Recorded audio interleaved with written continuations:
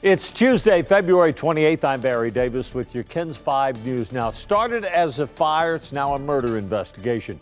Police got a call for a shooting just before 4:30. When they arrived at an apartment on Barrington Street, they found a fire in a unit on the first floor. Firefighters were able to get things under control pretty quickly, but when they kicked the door in, they found a man dead inside. And they say the guy had been shot several times. So far, no one's been arrested. A man was killed crossing the street overnight. Police say the driver never looked back. This happened around 10 o'clock on South General McMullen. Witnesses say the guy was crossing the street when he was hit by a car that didn't stop. Then a second car hit the man, but that driver did stop and call for help. Police say the driver of the first car, when caught, will likely face charges. The 3 people who were hospitalized in that brutal dog attack on San Antonio's west side are now back home, and we're now being told the dogs have been euthanized after killing an 81-year-old man, Ramon Najera. The dog's owner, 31-year-old Christian Moreno, is facing felony charges. Monday, ACS said it had 3 previous bite reports involving those dogs, and in each instance, an affidavit wasn't filled out by the victim. ACS says without a signed affidavit, it can't pursue a dangerous dog investigation and must return the animal. We can't take anybody's property. However, when the bites occurred, the owners were compliant. The owners cooperated. Every time the animals were brought to animal care services and went through the mandated 10-day quarantine period. The last time that the animals were here, they both got sterilized before being released.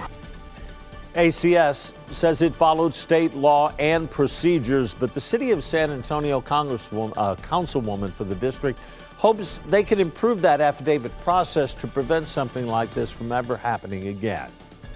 San Antonio businessman Red McCombs was remembered in a memorial service Monday. He died last week at the age of 95. Spurs coach Greg Popovich spoke at the memorial service, talking about what a major role McCombs played in bringing the team to San Antonio.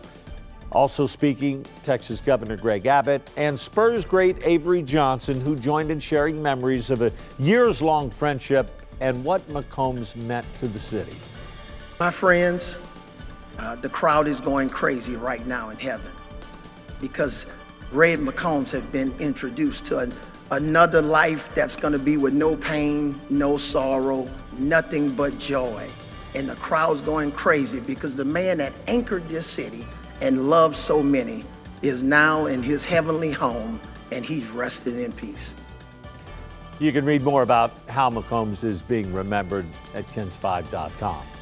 Texas State Senator Roland Gutierrez will be at a rally in Austin later today with families from Uvalde and Santa Fe, and they're pushing for what they say is common sense gun safety solutions.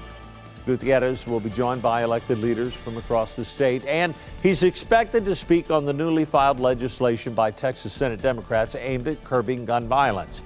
That rally starts at noon on the Capitol steps.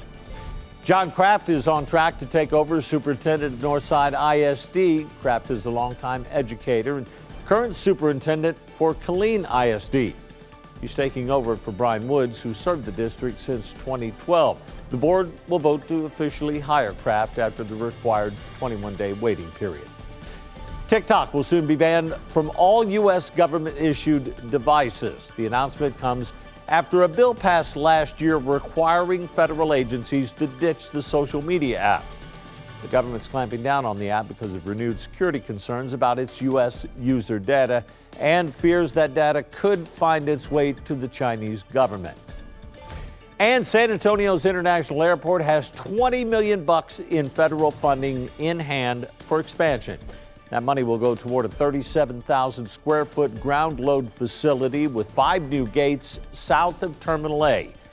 You can expect to start seeing workers clearing fences and preparing the foundation of the facility around June or July, but construction won't start until early 2024. We're going to need it too, Paul, because with weather like this, folks are going to be flying in just to enjoy this. Oh, yeah, that sounds like a good deal to me. Yeah, we've got some clouds this morning. It'll be cloudy first thing, but then lots of sunshine, very spring-like. High temperatures in the mid-80s, around 86. This evening, not too bad, but I think tomorrow morning, probably some fog once again. All right, thank you, Paul. That's your KENS 5 News now. Thanks so much for joining us. I'm Barry Davis. I'll see you tomorrow.